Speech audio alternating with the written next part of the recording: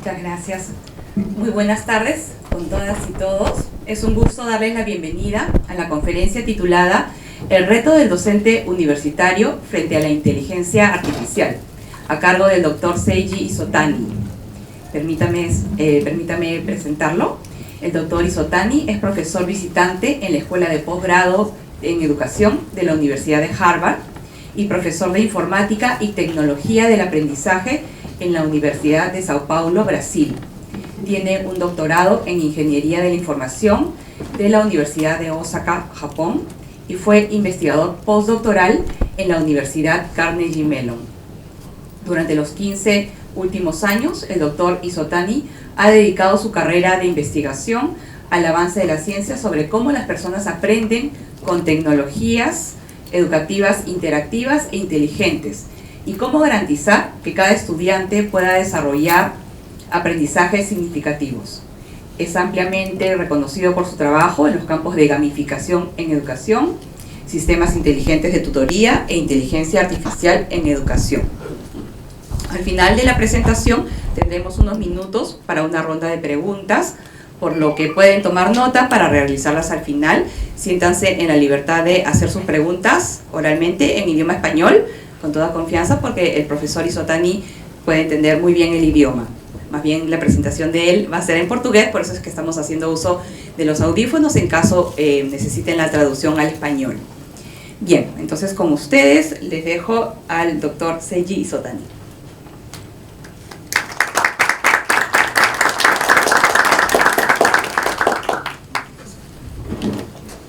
Boa tarde, boa noite a todos. Enquanto não tem passador, eu vou ficar por aqui. É uma grande honra e felicidade estar aqui na PUC. Então eu agradeço muito a Patrícia, que saiu para resolver os problemas, a Carol e todos os colegas da PUC do Peru. Então é uma felicidade enorme e é um tema muito interessante para a gente conversar e construir em conjunto. É importante a gente lembrar que na área de tecnologia, em particular inteligência artificial, é uma área muito grande, uma área extensa, então a gente vai cobrir só um pedacinho da área.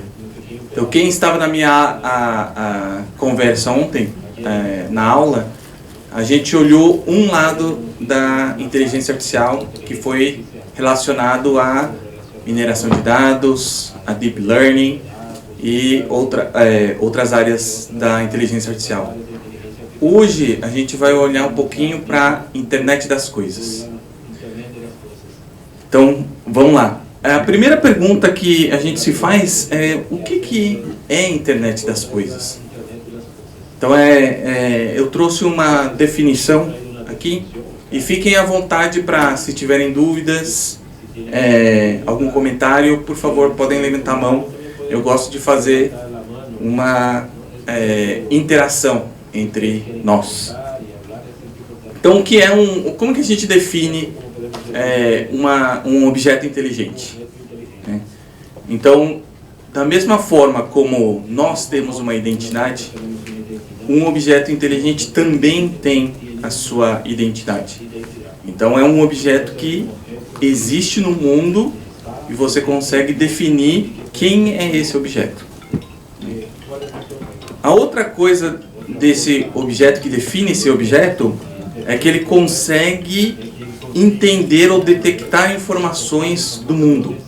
Então ele tem sensibilidade, ele tem sensores para coletar informação. Diferentes tipos de informação para diferentes objetos inteligentes. A outra é a habilidade de atuar no mundo. Então você tem esses dispositivos inteligentes onde você consegue tanto atuar dentro de um pequeno mundo conectado, quanto num grande mundo conectado também. Outra coisa que a gente tem é a habilidade de tomada de decisão. Então, como ele é um objeto inteligente, ele consegue captar informação, raciocinar em cima dessa informação e realizar alguma decisão, tomar alguma decisão. E aí, por fim, esse objeto ele é conectado com outros objetos. Então, esse objeto inteligente ele está integrado dentro de um ecossistema de objetos inteligentes. Então, se você for pensar concretamente, o seu celular ele pode estar conectado dentro dessa rede.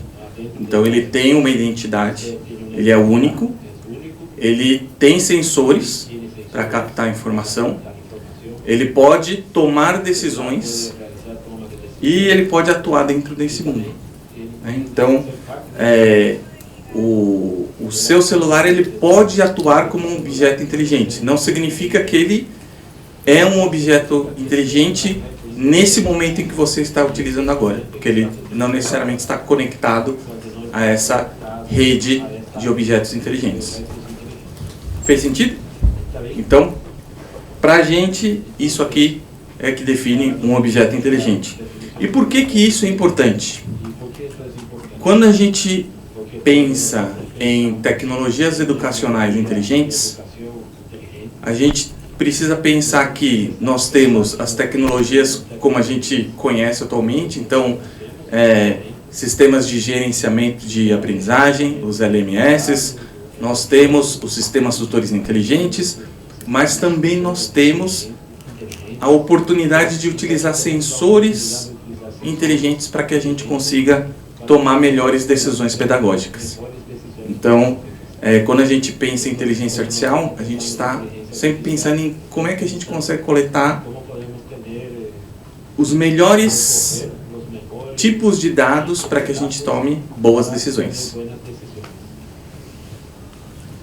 Perfeito? Então, vamos pensar um pouquinho também como que foi ou como está sendo essa evolução da conexão desses objetos inteligentes ao longo do tempo. Então, se a gente for pensar que em 2003 a gente tinha 6 bilhões de pessoas mais ou menos e 500 milhões de objetos conectados, já chegando em 2010 a gente já tem mais objetos conectados do que pessoas. Então a gente tem quase 7 bilhões de pessoas e mais de 12 bilhões de objetos conectados. Em 2015 a gente tem 25 bilhões e em 2020 50 bilhões. Então a gente tem em torno de quase 6,5, né? Dispositivos conectados por pessoa, né? Então, se a gente for pensar naqueles geladeira inteligente, se a gente for pensar nos sensores que estão nas nossas casas, nas câmeras que estão disponibilizadas aqui nessa sala, elas estão conectadas à internet e agora que elas estão em uso, elas são objetos inteligentes conectados.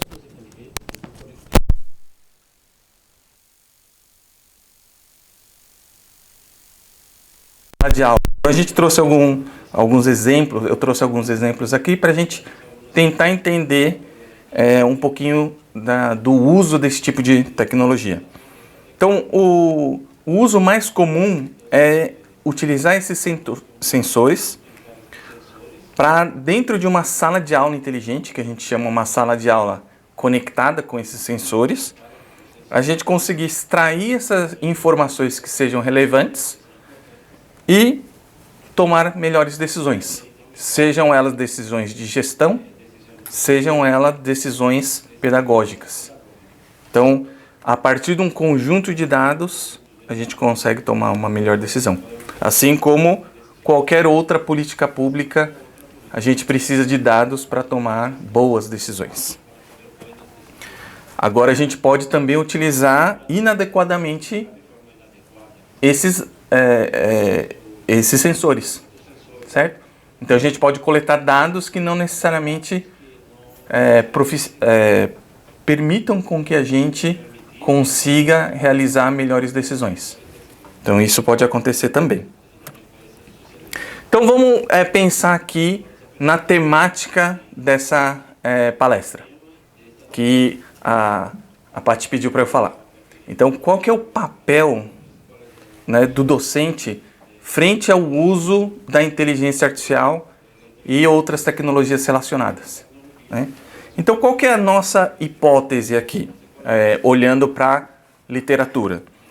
A nossa hipótese é que a grande maioria dos trabalhos, ela tem um enfoque nas tecnologias e não nos professores. Essa é a nossa hipótese. E o que a gente vai tentar fazer? A gente vai olhar para a literatura e verificar se a gente consegue confirmar essa hipótese. E pensar em, se essa hipótese for verdadeira, como é que a gente consegue pensar qual que é o papel do professor, entender quais são as necessidades dos professores, para que então a gente consiga utilizar adequadamente essas tecnologias. Fez sentido? Perfeito. Opa, melhor. Ah, que bom. Agora eu posso andar. Muito bom. Pronto, tá bom? Perfeito. Então, a maioria dos estudos que a gente analisou, ele olhava para técnicas ou tecnologias de informação e comunicação, automação da aprendizagem, redes de sensores, computação na nuvem e diferentes tipos de hardware. Então, esses trabalhos de revisão da literatura estão focadas, em sua maioria, nas tecnologias e não nas pessoas que usam a tecnologia. Então, uma outra limitação que a gente percebeu é que as necessidades prévias dos professores, elas não são muito olhadas. Então, está dentro da nossa hipótese. E aí, a pergunta que fica é: como é que a gente consegue utilizar essas tecnologias adequadamente se a gente não sabe quais são as necessidades dos professores? Então, se a gente for pensar em outras áreas, vamos pensar a área de física. Então, você quer olhar o espaço. Você cria tecnologias que permitam com que a gente olhe o espaço com mais precisão. Na área de medicina, você cria tecnologias para que permita que novas práticas mais eficientes surjam para que a gente consiga melhorar a qualidade, por exemplo, para tirar um tumor. E no professor? Se a gente não sabe o que o professor quer, a gente não consegue imaginar e criar tecnologias para ajudar o professor a resolver o problema dele. Então, a gente precisa pensar um pouquinho nisso, né? Vocês podem pensar: poxa vida, eu que trabalho de repente na área de educação, quais são as minhas necessidades e o que poderia a tecnologia ser construída para me ajudar. Então, qual que foi o objetivo desse trabalho aqui? É um trabalho em andamento, que a gente vem desenvolvendo desde 2020. Então, faz uns 3 anos que a gente vem trabalhando em cima. Então, uma das coisas é a gente conseguir identificar quais são os objetos inteligentes e tecnologias inteligentes que tem disponíveis. Atualmente já estão desenvolvidas. Então, a gente faz por meio de mapeamentos sistemáticos para identificar a tecnologia, qual que é o objetivo inteligente, qual que é a sua aplicação. A segunda parte é a gente investigar as necessidades dos professores durante a sua prática didática. E a gente consegue fazer isso por meio de entrevistas e análise temática. Então, a gente coleta as informações, identifica quais são as características e necessidades do professor, para depois a gente tentar fazer um paralelo entre o que existe de tecnologia, o que existe de necessidade do professor, e aí sim construir alguma coisa que seja relevante para o professor, para que ele possa utilizar na sua prática. Fez sentido? E aí eu vou trabalhar com vocês ponto a ponto, cada um desses objetivos, tá bom? Então vamos lá. A ideia do mapeamento sistemático é a gente conseguir responder a seguinte pergunta: que informações que estão sendo coletadas e qual é o objeto que faz a gente capturar essas informações? Ou seja, a gente identificar a tecnologia em si. Good. E aí a gente fez um mapeamento sistemático e normalmente uma revisão sistemática da literatura. A gente identificou 8.000 trabalhos relevantes.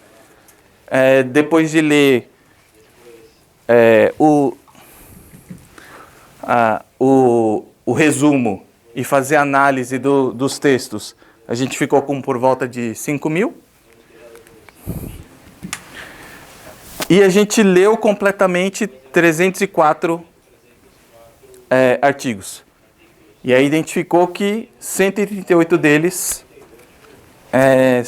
eram relevantes para o nosso trabalho. E aí a gente utilizou esses 138. Beleza.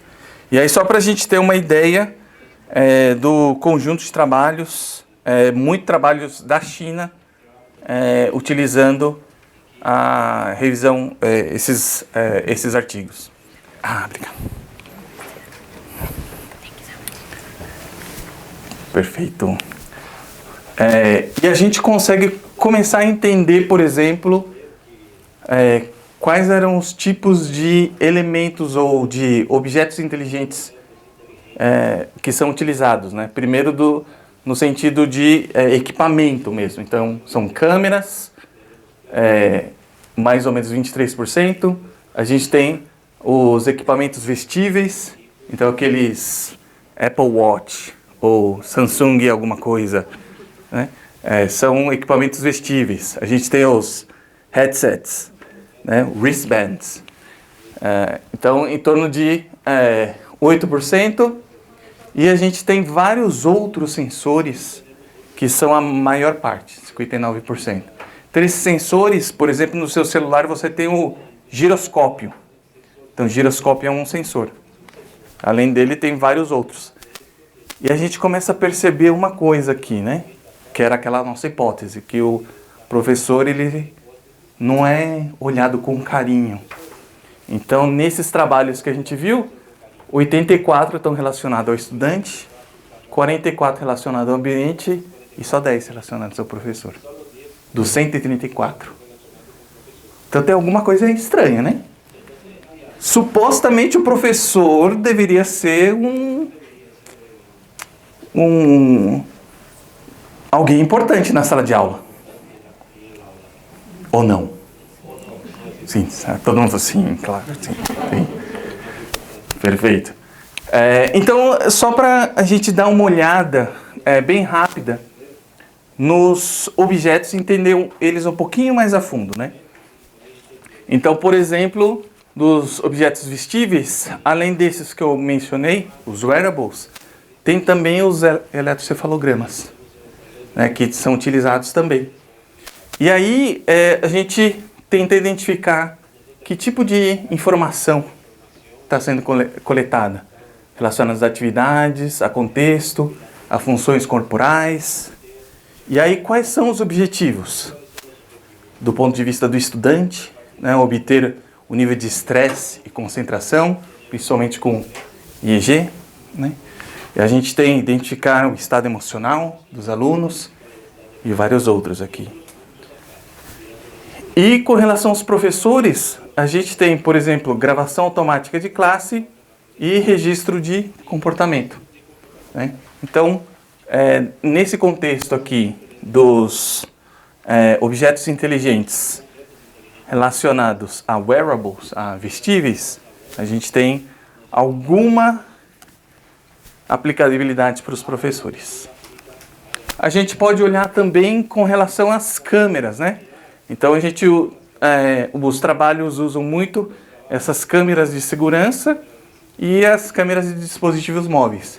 Então, câmera de segurança pode ser aquela câmera aqui, que está aqui em cima, né? Tem uma câmera ali.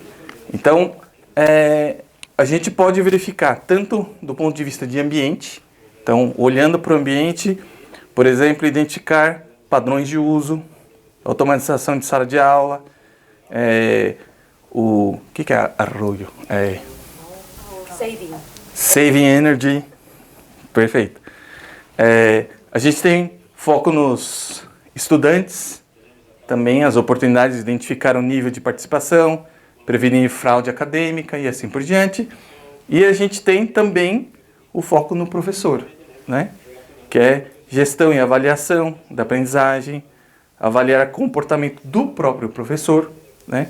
Oferecer uma revisão da prática, fazendo a gravação e assim por diante. Então a gente tem algumas oportunidades relacionadas ao professor. E aí quando a gente vai à maior parte, que são os sensores, a gente começa a perceber, por exemplo, isso aqui são sensores ópticos e de luz. E aí a gente tem os vários tipos aqui, né? De detecção, por exemplo, fingerprints do corpo humano, o foto de luz, de iluminação e assim por diante, para verificar contexto, informação básica e o espaço interno. E aí a gente vê que não tem nada relacionado a professor aqui. E aí tem algumas coisas relacionadas ao aluno aqui. E a gente pode olhar também a parte de... como é que chama? De você entender como é que está o ambiente, né? Então, de novo aqui, a gente não tem nada relacionado ao professor. Então, esse microclima aqui significa que tecnologias ou objetos inteligentes que permitem a gente melhorar a qualidade do ambiente de acordo com a necessidade e vontade do professor, não tem trabalhos ainda. Outro é relacionado a gases, né? Então a gente pode ter... aqui é temperatura. Então de temperatura, continua com microclima, não tem nada para o professor. E aí o último é de gases, né? Então ele consegue detectar vários tipos de gases disponíveis no ambiente para, por exemplo, entender como que isso afeta o aluno, mas não o professor. Então, a maior parte dos trabalhos, que são 60% dos artigos, eles não olham o professor. E assim como esses, os outros também são dessa forma. Mas por que é importante, né? Por que é importante a gente olhar para o professor, né? Então eu vou dar alguns exemplos aqui de usabilidade, não necessariamente só para o professor, mas para a gente entender qual que é a importância desse tipo de tecnologia. Então a gente pode, por exemplo, nesse trabalho aqui, num dos trabalhos que a gente olhou na revisão, que você consegue, por meio de vários dados relacionados a temperatura, umidade, pressão atmosférica, nível de ruído, nível de CO2, a voz do orador, a gente consegue verificar que esses elementos aqui, eles estão relacionados a... Cadê?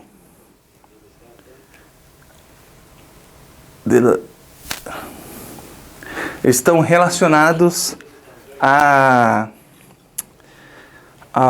o quanto o aluno consegue prestar atenção na sala de aula, né? Então essa é a ideia. Então a gente tentar identificar como é que esses elementos aqui, eles afetam a capacidade do aluno de entender e compreender e trabalhar e construir conteúdo, construir conhecimento. Então vocês podem pensar na própria prática nossa do dia a dia. Se tiver muito quente, a gente não consegue prestar atenção, a gente tem mais dificuldade. Se estiver muito frio, é a mesma coisa. Então, a gente entender como que a temperatura influencia a nossa capacidade de aprender e ensinar faz diferença, né? Da mesma forma, esse daqui é relacionado a proximidade, e é interessante também porque nesse trabalho aqui, ele olha o comportamento do professor na sala de aula. Então, o que é legal, né? De repente, alguns de vocês já foi professor. Você está numa sala de aula, tem 30 alunos. E você pode imaginar que toda semana você vai lá e dá aula. E sem você perceber, você fica mais à direita do que à esquerda na sala de aula.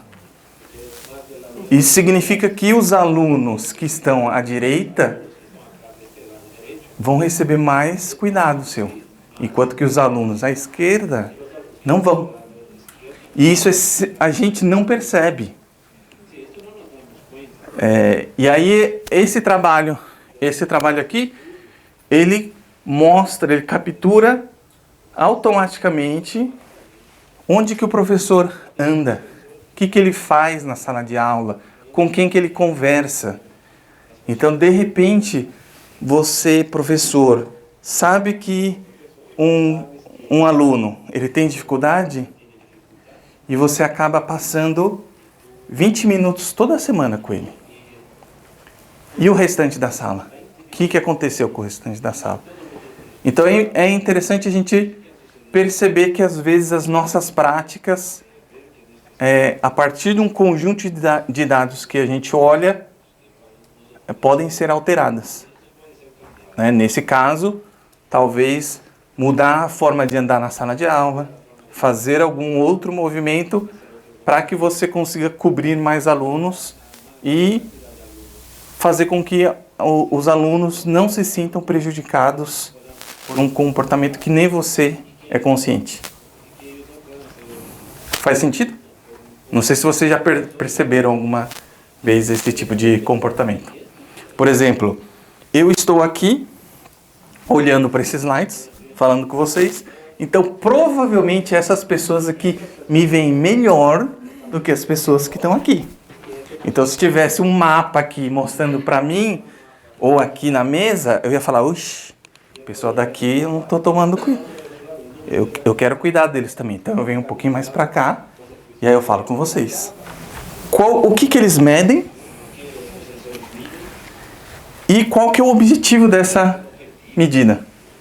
Para que serve? Por que eu estou fazendo essa medição? Então, com isso aqui, eu tenho um mapa das tecnologias, o que elas capturam e qual é o objetivo dessa captura. Então, eu começo a entender um pouquinho qual que foi o objetivo de uma tecnologia criada. E eu consigo entender que, por exemplo, para eu pegar o microclima, eu posso utilizar sensores de diferentes tipos, para diferentes medições. Legal, né?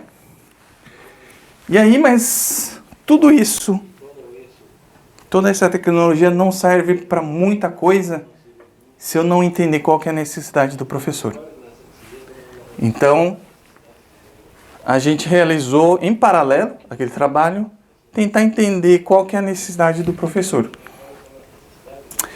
Então a gente conversou com 410 professores, cada conversa com cada professor levou de 4 a 8 horas, então você pode pensar quantas horas a gente levou para fazer essas entrevistas.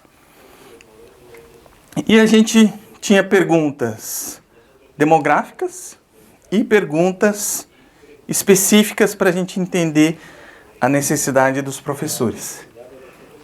E aí que está o pulo do gato. Se eu perguntar para vocês, essa tecnologia é boa para você? O que eu acabei de fazer? Eu coloquei um quadrado, um cubo na sua cabeça, porque eu acabei de falar de tecnologia e você, com a sua experiência, você tem uma vivência com o uso da tecnologia. Isso significa que a sua resposta vai ficar nesse conhecimento que você tem. Você não vai conseguir ir além. Né? É difícil a gente conseguir ir além a partir de uma determinada pergunta. Qual que é o papel, qual é o benefício da tecnologia para a sua prática? Então tem que ter algum outro tipo de pergunta que eu posso fazer para o professor para pensar como é que a tecnologia, em particular a inteligência artificial e mais particular ainda os objetos inteligentes, podem auxiliar na nossa prática. E aí eu deixei aberto. O que vocês perguntariam para um professor? O que vocês perguntariam? Uma sentença pequena.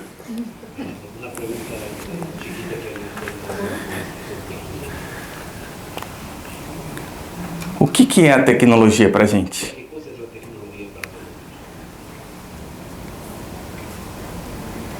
O que é para vocês tecnologia?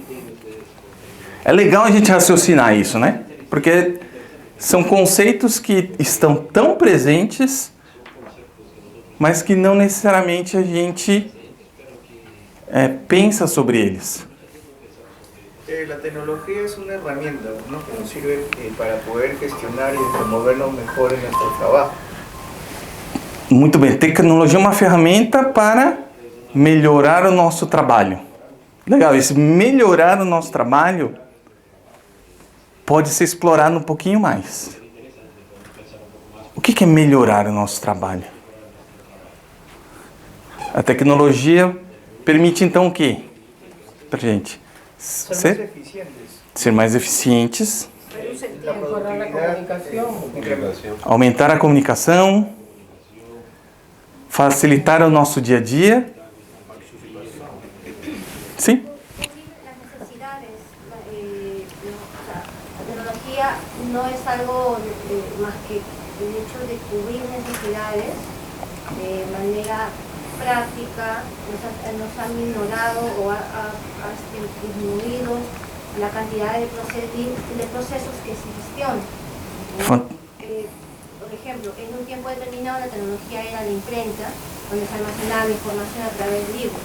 Ahora la tecnología que es representada, en este caso, a través de los e-libros, de los audiolibros. Entonces, la tecnología ha estado siempre presente, pero justamente para cubrir una necesidad determinada.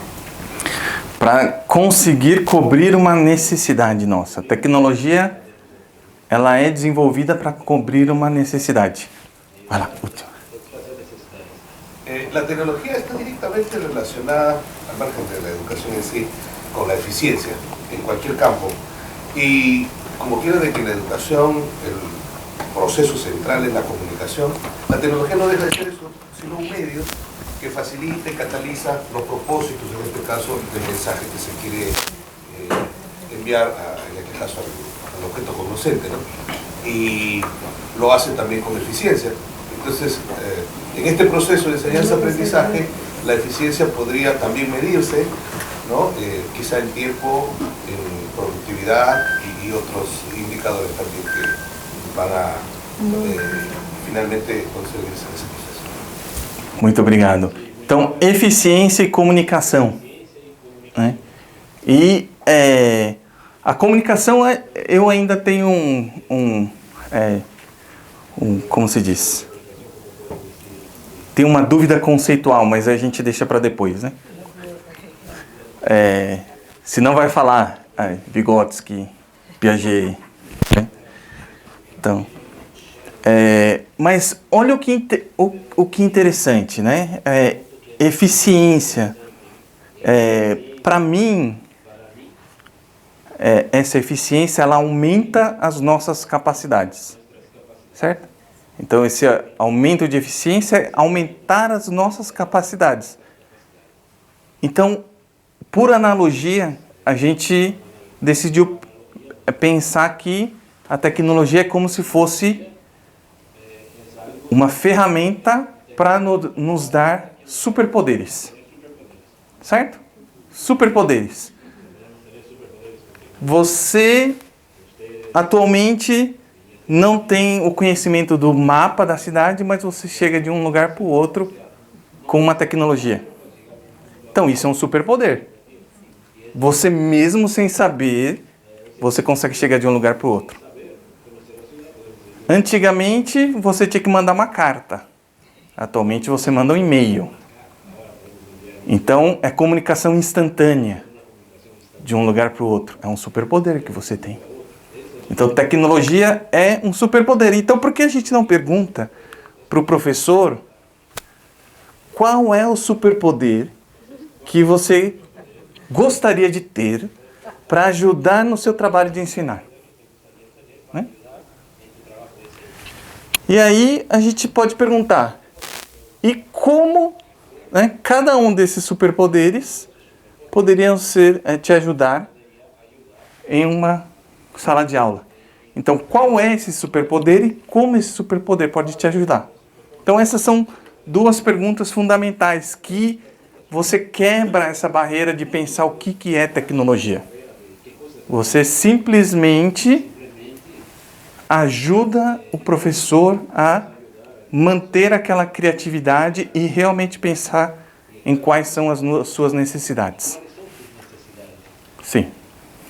Pienso que de una forma la pandemia hizo que nosotros los docentes pudiéramos cambiar nuestro paradigma, ¿no? En el 19 hacia atrás, algunos usaban lo que es el PowerPoint, podían utilizar sus videos, YouTube y todo lo demás. Ya en plena pandemia, en el 2021, como comenzaron a trabajar lo que es Canva, Genial, otras plataformas, otros software, pero lo que es muy triste que hay algunas instituciones, los escolares, unos colegas, que al estar otra vez en la presencialidad están dejando de lado esto. Como digo, no podemos desaprender lo que aprendimos en 2 años. En 2 años hemos aprendido a trabajar, integrar las TIC realmente. Nosotros en nuestro Ministerio de Educación tenemos una competencia 28, que es la competencia 28 de lo que es, se desenvuelve en entornos mediados por las TIC. Entonces es una competencia transversal que trabajamos nosotros en el colegio, a veces un docente escolar, pero también en los profesores universitarios hay cursos que he tenido con mis colegas que se integran estas tecnologías. Y ahora que apareció la inteligencia artificial aún más, pero aún son reacios com o uso da aparição do ChatGPT e tudo. Mas deixa eu parar você nesse momento, porque esse tipo de pergunta aqui, ele é independente de tempo. É independente de tecnologia. Então, quando a gente pensa em superpoder, a gente não se prende a nenhuma tecnologia, nem ao tempo onde a gente está. Então, essa pergunta aqui, ela poderia ser feita há 100 anos atrás e há 100 anos para frente. As respostas vão ser diferentes, mas a pergunta ela é sempre a mesma. É? Então, isso que é o interessante, porque com a tecnologia atual, a gente consegue pensar em como é que a gente consegue trabalhar um superpoder no professor. E isso, a tecnologia, como ela vai evoluindo, a gente continua pensando nos superpoderes, só utilizando tecnologias diferentes. Fez sentido? Então a gente pode perguntar também, a gente perguntou também sobre quais os aspectos éticos que precisam ser levados em consideração, né? E pensando numa sala de aula inteligente, o que significa isso para você e como que essa sala de aula de inteligência de fato ajudaria você a ser um super professor. Perfeito? E aí a gente fez essa pergunta para vários professores. A grande maioria dos professores eram professores de ensino superior, né? Então é interessante a gente ver de diferentes áreas com diferentes formações também. E aí só para a parte de análise temática, foram 3 pessoas que foram fazendo as entrevistas e extraindo essa informação, fazendo essa análise para que a gente consiga entender as respostas dos professores. Então, por exemplo, com relação à pergunta 1 aqui, né? Tem outros branches aqui, outras coisas aqui, mas a gente deixou só o principal. Então, superpoder, clarividência, não sei se tem em espanhol, você consegue predizer o futuro, né? Eloquência, falar bem, né? Se comunicar bem. Então, o pessoal estava falando de comunicação, né? Hipnoses, olha hipnoses, né? Você pensa, hipnose. Time manipulation, olha que legal, né? Multitarefa, onipresença e onisciência, olha que legal, né? Persuasão, né? Projeção de pensamento, né? Superconcentração e outras relacionadas a conhecimento, supercriatividade, superinteligência, supermemória, supervelocidade, telecinese, telepatia, teleportação, né? E imposing voice. Eu não sei como é no Peru, mas as crianças estão falando e aí o professor tem que dar um grito. Crianças, sentem! Né?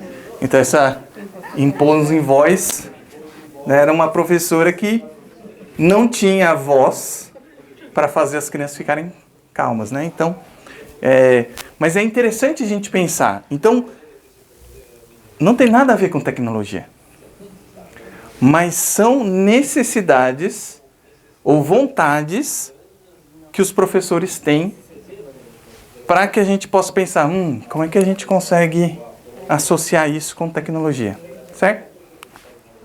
Da mesma forma, a gente perguntou, né, a pergunta 2, como esses superpoderes, eles podem te ajudar em sala de aula. E aí, tem respostas relacionadas a estratégias para melhorar a aprendizagem. Então, acompanhamento individual, aprendizagem imersiva, aumentar a participação dos alunos em sala e vários outros aqui, né? E aí eles estão relacionados, aqui tá bem pequenininho, não dá para ver, mas estão relacionados com aqueles superpoderes. Então aqui, ó, hipnoses e a voz impositiva está relacionado com a participação em sala de aula. Então o professor aqui estava com... Eu queria hipnotizar os alunos para que eles prestassem atenção, né, e participassem da sala de aula. Né? É interessante a gente pensar, né? Por que essas coisas estão aqui? Quais eram as vontades do professor, né? Tem alguns aqui que, na verdade, assim, o professor, ele quer ajudar aquele aluno que está tentando aprender. E não necessariamente você gastar metade do seu tempo tentando ajudar aquele aluno que não quer aprender. Só está ali porque quer estar lá, ou que precisa estar lá, mas ele não quer aprender. Então é interessante a gente pensar, né, com o olhar do professor, né? E essas respostas ajudam a gente a entender essa necessidade e vontade do professor. Por isso que é tão importante esse mapa, né? Então a gente vê que também tem muitas coisas relacionadas a crescimento pessoal e profissional, incentivos políticos estudantis e desenvolvimento e redução de burocracia, né? E aí a gente tem também relacionados à automatização. Se você pudesse automatizar alguma coisa que é manual atualmente, o que seria? Então muitas pessoas falaram controles das tecnologias digitais. Por quê? Porque para eu utilizar uma tecnologia, um computador, eu tenho que colocar um cabo, aí o cabo não funciona, aí você quer usar o microfone não funciona, aí você quer usar a internet e está fora do ar. Então, esse controle digital, ele faz sentido. Está aqui, quando a gente pensa em atividades manuais para ajudar o professor. Outra coisa, gestão de atividades burocráticas. Muitos professores da PUC estão cheios de coisa para fazer, cheia de atividade burocrática.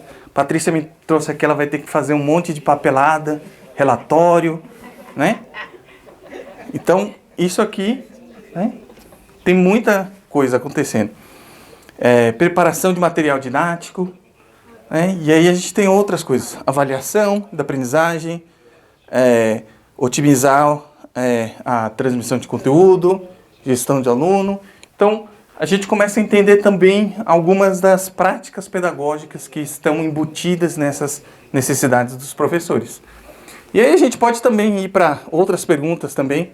Então, se você pudesse obter informação dos alunos, que informação que eu gostaria de ter? Então, por exemplo, student commitment, lembra que a gente falou? Então, se eu sei que aquele aluno ele está querendo aprender, mas ele não está aprendendo, eu vou passar mais tempo com ele.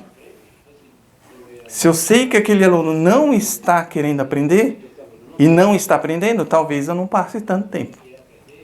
Né? Então é interessante a gente pensar nisso, nesses elementos. E essas informações a gente já consegue coletar com aquelas tecnologias que eu mostrei no começo. Então a gente consegue identificar algumas dessas coisas que estão presentes nesse mapa. Então, a aprendizagem do estudante, saber o que o aluno sabe atualmente, né? Saber se o aluno aprendeu ou não o conteúdo, saber as dificuldades dos alunos, né? Então, falando no ambiente virtual, quando você dá uma aula virtual, tá todas as câmeras desligadas ali, e aí você se pergunta, será que eu estou falando sozinho? Será que os alunos estão prestando atenção? Será que eles estão olhando o Facebook enquanto eu estou falando? Né? Então é interessante a gente entender, será que o que está acontecendo com o aluno? Né? E aí a gente pode ver outros aspectos também importantes relacionados a que tipo de informação a gente gostaria do aluno. Com relação a aspectos éticos, olha que interessante, os professores focaram nas leis, observar as leis.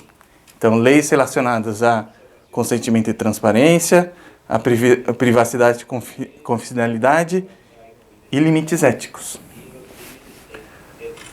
Mas olha o que engraçado. E se houver situações que não estão na lei? Coleta de dados. Eu não sei se é uma coisa importante atualmente no Peru, mas no Brasil tem toda uma discussão sobre que tipo de dados, como é que você pode compartilhar dados, lei de acesso a esses dados, dos alunos, professores da escola. Então é interessante a gente entender que a preocupação dos professores está em atender a lei e não necessariamente em outros riscos associados à coleta de dados. E aí a gente tem a pergunta 6, o que é uma sala de aula inteligente? Então, alguns mencionaram que é tecnológica e automatiza os processos, oferece informação, favorece a aprendizagem. E aí, por último, como poderia ajudar uma sala de aula inteligente? Poderia ajudar a ser um super professor. Então, olha que legal que aparece aqui, ó. Facilitar o relacionamento entre alunos e professores. E aí, oferecer apoio ao aluno e ter uma troca de experiência. Então, isso significa que até o professor, ele sente que, apesar de ele estar dando aula, ele tem dificuldade de fazer essa conexão que é tão importante durante o processo de aprendizagem. E uma sala de aula inteligente, para ele, poderia ajudar a fazer essa conexão. Aumentar a qualidade, gerenciar a informação, otimizar o tempo e oferecer suporte tecnológico.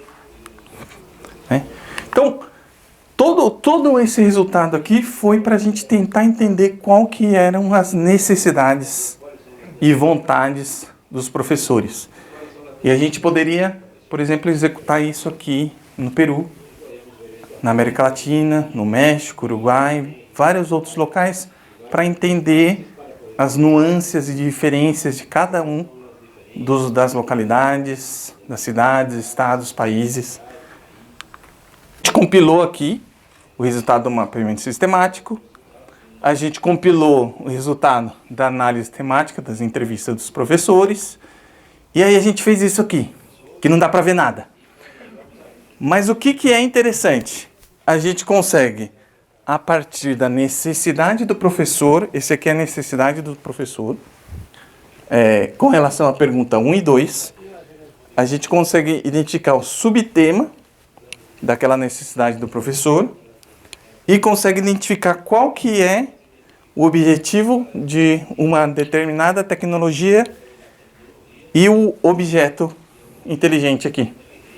Então, para resolver um problema, por exemplo, relacionado à estratégia de aprendizagem, para melhoria da aprendizagem, a gente pode ter várias conexões aqui e identificar quais são os objetos que facilitam a melhoria da aprendizagem.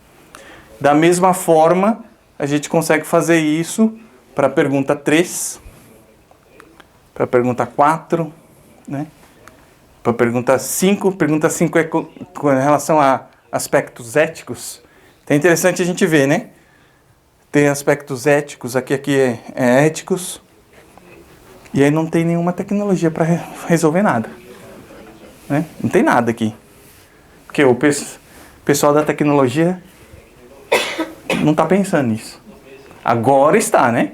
Agora está tendo toda uma iniciativa mundial para a área de tecnologia também pensar nos aspectos éticos do que eles estão fazendo. Então é interessante a gente ver que de 2020, 2021, que a gente começou, até agora, as coisas estão mudando. E aí, pergunta 6, pergunta 7, e aí a gente termina aqui, vou terminar a apresentação, para a gente tentar responder, baseado em todas essas relações, qual é o papel do docente universitário frente à inteligência artificial, né? Então, com essas informações, a gente consegue pensar, não do ponto de vista da tecnologia. Eu quero que o professor universitário entenda ChatGPT. Eu não quero isso, eu não quero responder essa pergunta.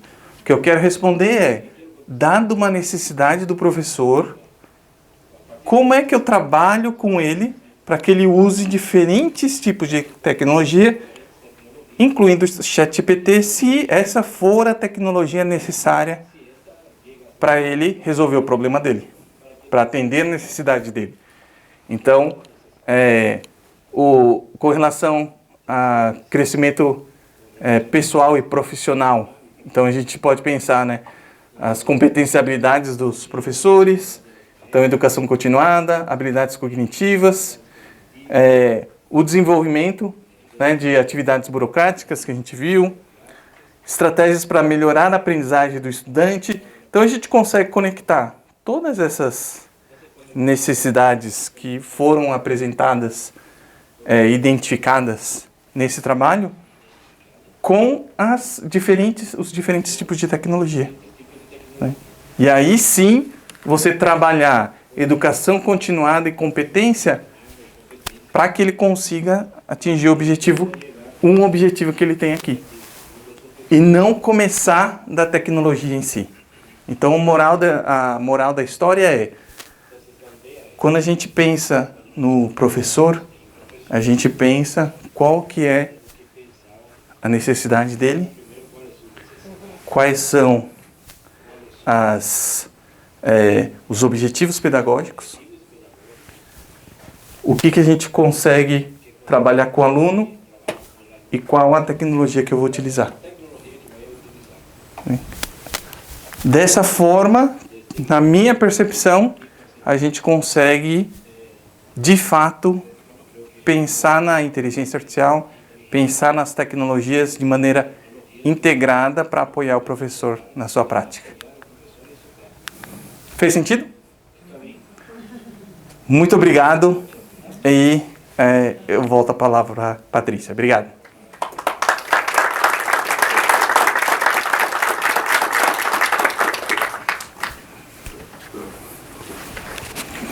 Muchas gracias al doctor Seiji Sotani por compartir tanta información y los resultados de su investigación con nosotros. Ahora pasaríamos a la ronda de preguntas. Brevemente, sí. Ahí hay una persona. Ahí el profesor José les va a pasar el micrófono. Muchas gracias. En el pipeline del diseño que presentó, se da por supuesto que los profesores saben lo que quieren y que saben lo que necesitan o que saben qué es lo que es mejor para sus alumnos. Y sé que suena raro que lo pinte así, pero una de las grandes lecciones de la ciencia del comportamiento y del marketing es que nosotros muchísimas veces no sabemos lo que queremos y no sabemos lo que es mejor para nosotros y que eso debe ser testeado. Ya a estas alturas, después de tantos experimentos que se han hecho, lo que yo echo de menos en el diseño es un punto, una instancia en que se diga, verifiquemos que lo que los profesores quieren sean realmente lo mejor. ¿Dónde será eso? ¿Dónde será la capacidad del investigador, en este caso usted con su equipo, para decirle al profesor, esto que usted quiere tanto, ese superpoder que usted quiere, va a traer muchas consecuencias negativas? ¿Cómo se incorpora eso? ¿Cómo se testea eso? No solamente en el sentido de lo que, por ejemplo, los economistas dicen, preferencias estatuidas versus preferencias reveladas, sino que es uno de esos ejes. Resumir, né? A pergunta foi a seguinte: talvez os professores não saibam o que querem. Então, se eu perguntar qual a sua necessidade, talvez ele não saiba ou saiba e falar alguma coisa que não necessariamente é boa para a aprendizagem. E aí, como é que a gente avalia isso? É uma excelente pergunta e eu faço uma contra-pergunta, uma provocação, né? Que é assim: por que a maioria das políticas públicas, nos países da América Latina em particular, ou países do sul global, elas falham? Principalmente sobre o uso de tecnologia, que é a outra área que a gente estuda. Por que será que falha? Em outros países está tendo sucesso. A gente tenta copiar aqui e dá errado.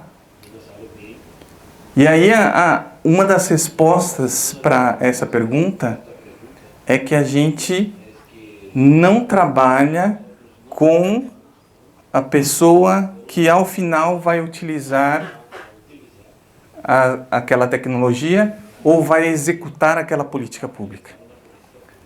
Então, no caso da educação, o que a gente faz aqui é entender a necessidade do professor agora, independente se essa necessidade ela é adequada ou não na nossa percepção como pesquisador.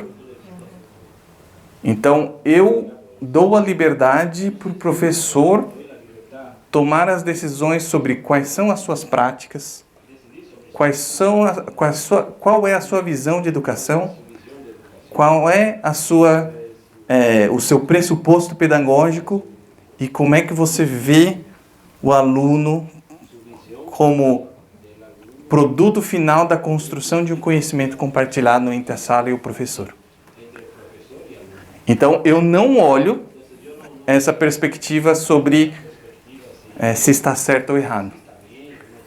O que eu olho é na percepção daquele professor, como a tecnologia pode atender às suas necessidades.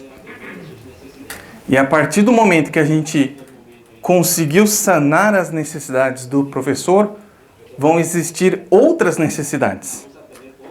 E aí você trabalhar nas outras necessidades. Existe um trabalho que a gente chama da pirâmide de Maslow. Não sei se vocês já escutaram.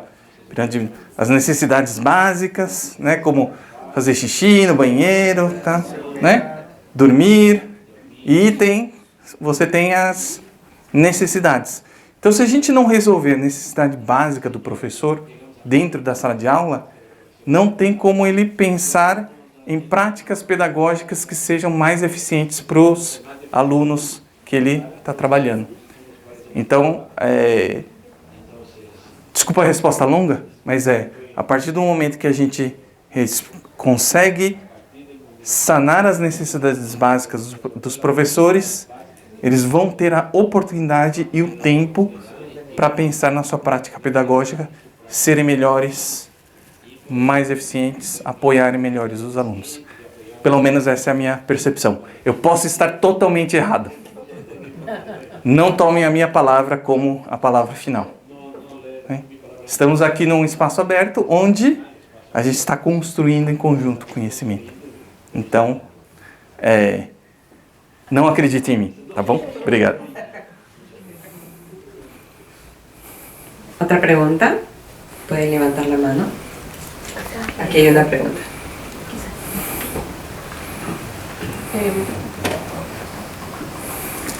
Acá se está construyendo un puente entre las necesidades de los docentes y las tecnologías basadas en la inteligencia artificial.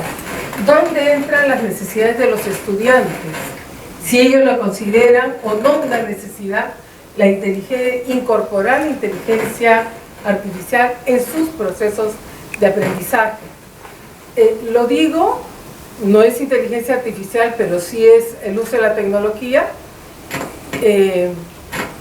Les propongo yo a mis estudiantes, vamos a trabajar un foro. Me dicen, no, ya no más. Ya no más tecnología. Acá, vengamos acá, queremos en vivo. Entonces, eso me hace pensar también en cómo cruzar esto con las necesidades de los estudiantes. Las necesidades de relación después de una pospandemia. Las necesidades de interacción, de necesidades propias del joven, quiero decir, Sí. en el aspecto socioemocional. Gracias. Excelente pergunta também. Eu acho que pode ser uma extensão desse trabalho, fazer essa conexão. Nós não olhamos para o aluno nesse trabalho em particular, porque a nossa visão era a construção de políticas públicas com tecnologias. Então, no final, quem precisa executar políticas públicas na educação é a ponta que é o professor. E então a gente chegou até o professor. Só que é muito interessante a gente pensar como é que essas necessidades dos professores se conectam com as necessidades dos alunos. E aí acho que vai na direção da pergunta do colega. A gente conseguir fazer essa amarração para que, de fato, a gente consiga entender qual que é o impacto de diferentes práticas do professor no bem-estar do aluno, na aprendizagem do aluno, na participação do aluno. Uma extensão desse trabalho. ¿Otra pregunta? ¿Cómo hacer que la inteligencia artificial no malogre la ética moral del alumno? Gracias. Boa pergunta.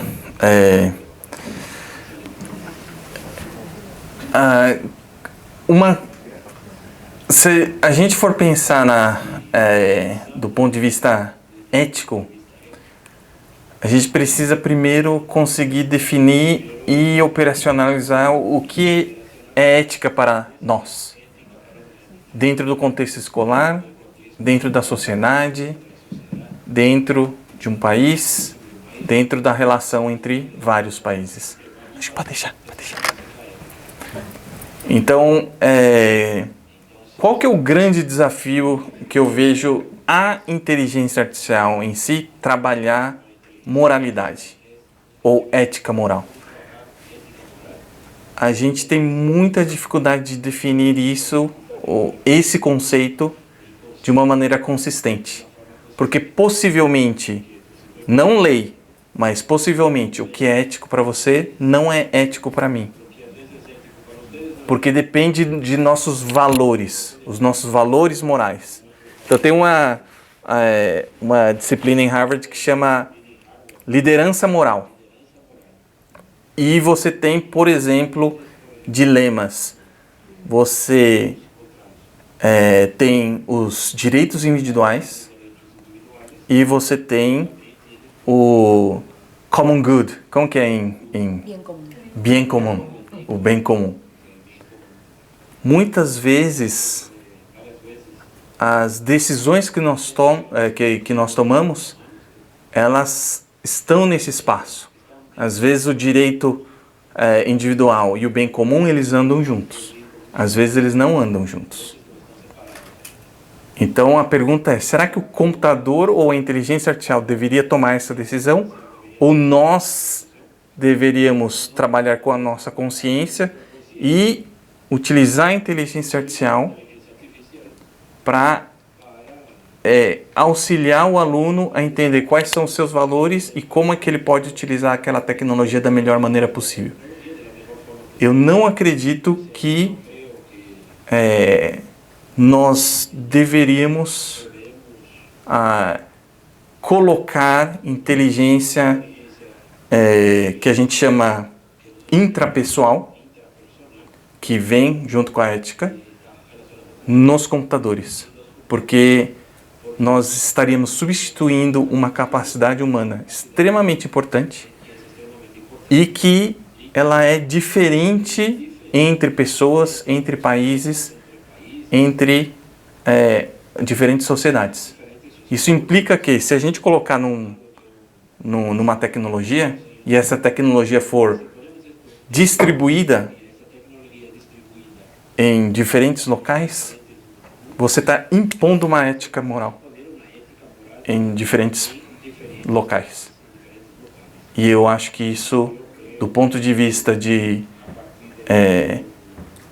cultura, de uma sociedade vibrante, crescente, que se desenvolve, eu tenho muita preocupação com relação a isso. Alguns colegas vêm trabalhando em tentar, principalmente agora com essas tecnologias de IA generativa, né? Então, o exemplo típico que todos usam é o ChatGPT.